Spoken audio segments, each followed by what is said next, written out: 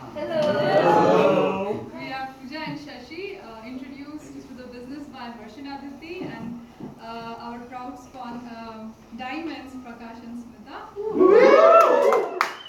every time it's Shashi who starts the conversation, so today I thought let me start first.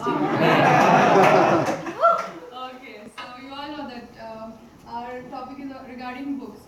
So anyone have heard about a word called bibliophile? No. Okay, when I googled it yesterday. Okay. So bibliophile refers to a person who has passion towards reading books and archiving books. Okay. So my dad is a bibliophile, I can say. He has a big library at his house, and my mom always jokes and says to everybody who comes home, and see, my husband has built a big library, and instead of that, if he had invested that, we could have got one more house, like that. But coming to our BW systems, yeah, books are indeed friends for everybody. We have read this everywhere. So it's like since my childhood, my all-time favorite book, which I can relate and connect to the business that we are doing, is Whom Would My Cheese Away by Dr. Spencer. Many of you might have read that book. So maybe I read that book when I was in ninth grade, but that makes sense to me now in this business because that book talks about the changing attitude. Maybe because of that attitude of change, I changed my attitude and got into this business. So now coming to BWW system, the first book that was introduced to me was How to Start a Conversation and Make Friends. One of the best networking guru is Don Gabor, right? So now everybody would agree with me that when we read a book, probably when we come to the last page, we might there will be a situation that we might not be able to recollect what we read, right? So in a similar what I do in my personally is I create some acronyms so that I can recollect what I have read. So after reading this book, I just got to know that I can classify this book into two sections. So one section talks about conversation with a person in with a conversation with people in person and conversation with people through social networking, right? So today I'll be talking about conversation with people in person. So as I say, I'll just I cannot go through whole of the book, so I'll just tell that what I understood from this book is I made an acronym from the step by step how we talk to C-list contacting, right? So I made an acronym saying like 4 B's. So it's like first B is body language, second B is breaking ice, third one is building the conversation, and last one is bidding buy. Okay, so coming to the first one, body language. So this book says that the whole communication depends on your body language, the tone of your voice, and the words that you use, right? So just to take an example, if there are two different kind of people, and if you say that introduce yourself and tell your hobby, basically. So if one person says, "Hello everybody, this is Pooja. I love reading books." So and the other person says, "Hello everybody, my hobby is to read books." Which is good? The first or second one? Second one. Yeah. So the second one, so that involves a lot of body language, right? So that is very important, and this book says that you need to soften your body language. So soften basically means as in you need to smile while talking, then open your arms, because if you close your arms, you are like giving a signal that you're not interested in talking, right? Then the next F is forward bend, then T touch, then you need to have an eye contact while while talking to other people. And last one is nod. At least give a signal that yeah, I'm listening to you, right? So See, everybody's nodding. so yeah, so the first step is to have a right kind of body language. Now if you have a body language and you need to start. So when it comes to C-list contacting, it's like you need to break that ice between two people, right? So this book says that you can break ice through different ways. One is maybe you can ask some closed-ended questions or open-ended questions. Closed-ended questions are regarding like you get only answers in yes, no, or a short answer. And open-ended is like you expect the other person to say maybe like a big answer.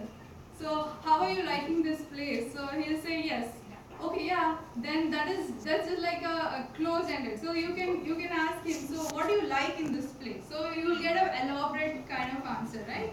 So they say that you can start in that way. Then the next way how to break the ice was like you can just say give a compliment. We girls love compliments, right?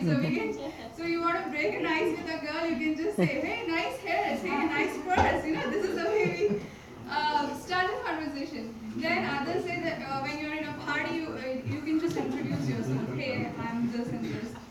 So that's the second step. That is breaking ice. Now, only breaking ice doesn't mean anything. Your whole intention is to talk to the person and give the message. So third is how you build your conversation.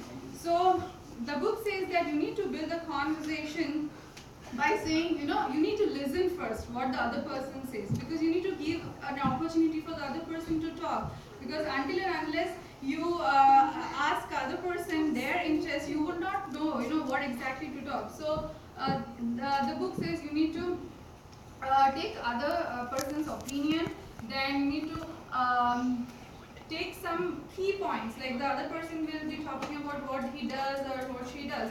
So what happens is you can take that key point and build your conversation stronger, right?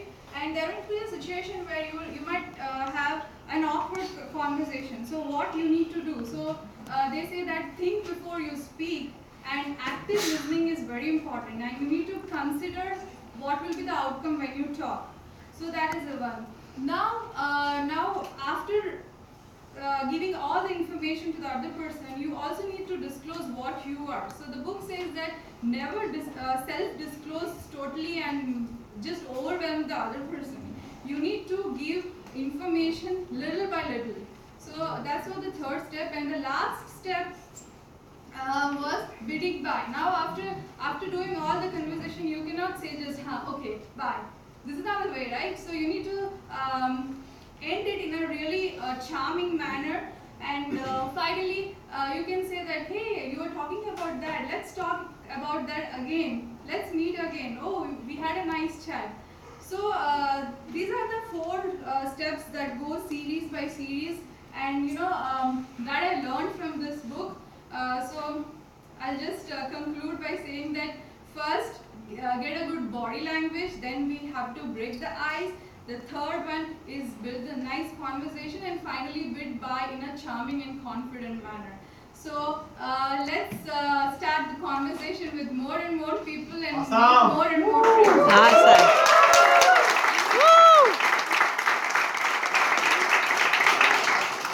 Okay, so I cannot definitely give such a big speech, so I'll try to sum it up as quickly as possible. So, you guys have heard about her talking about Spencer Johnson's book, Who Moved My Cheese? So, the reason that I'm also not a book bibliophile, or how she says, I'm more about a hands-on person who learns it.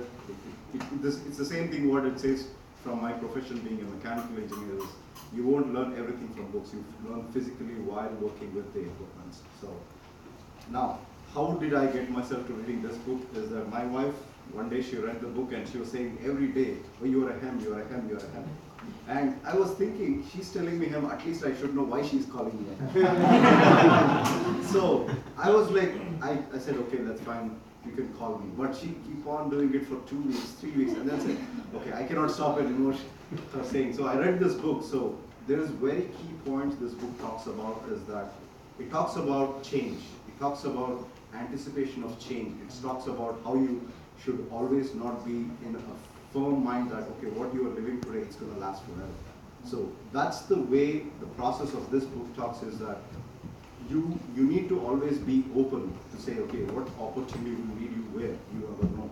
Because yes, we have been taught from childhood that we have a good education, we get to work, and still, even today, everybody here is working in a very good company, but there is still seem that there is something missing in their life, and that's what this business is going to help. So this book is, if you have not read it, I highly recommend you guys at least to read this book. That will show you how well you can prosper further, and being open to any sort of changes is very important. Now, the first book which BWW suggested me is No More Excuses by Sam.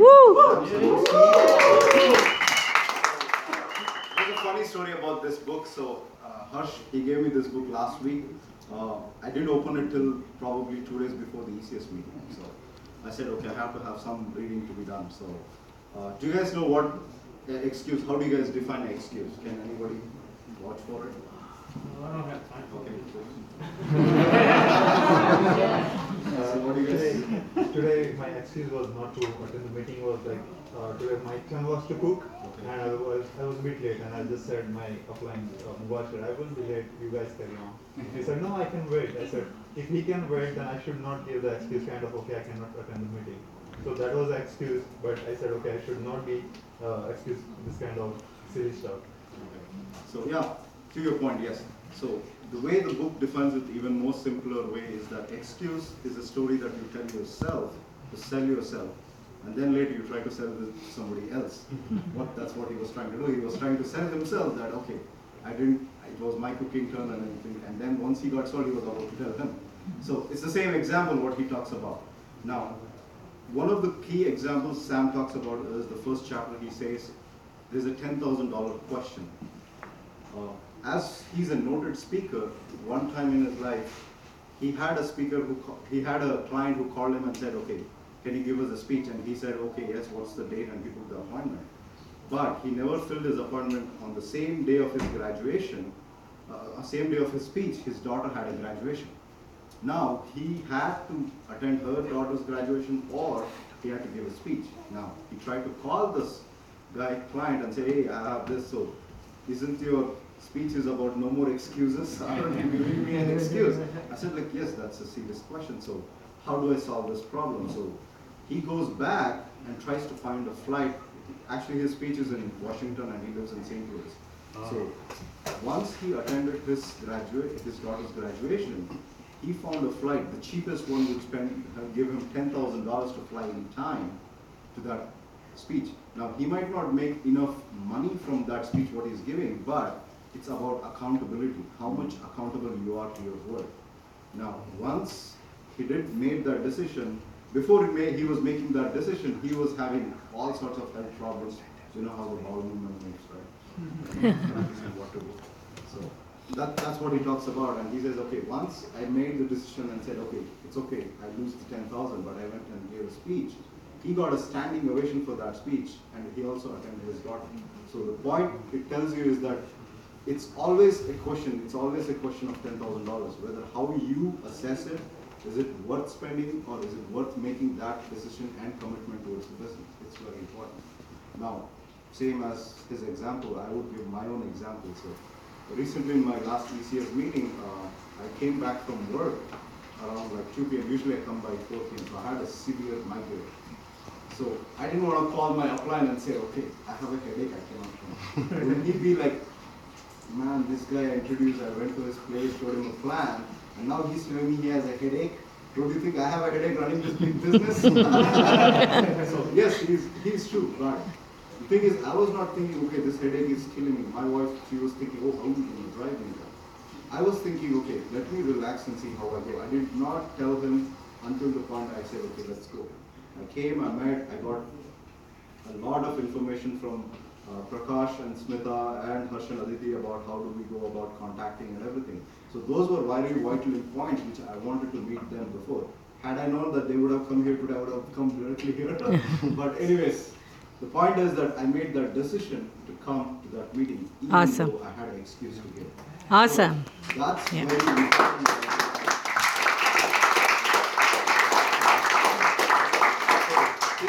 Think about giving an excuse like this to your boss at work. Hey, I have a headache, I cannot come to work. He'll say, okay, that's fine, you stay at home. I don't need you anymore. Would you want to listen to that? So now in this business, nobody's going to tell you that. It's all of you are your own boss. So how do you want to deal with yourself is important. I'll stop my conversation. It's been too long. So thank you very much, guys. Awesome.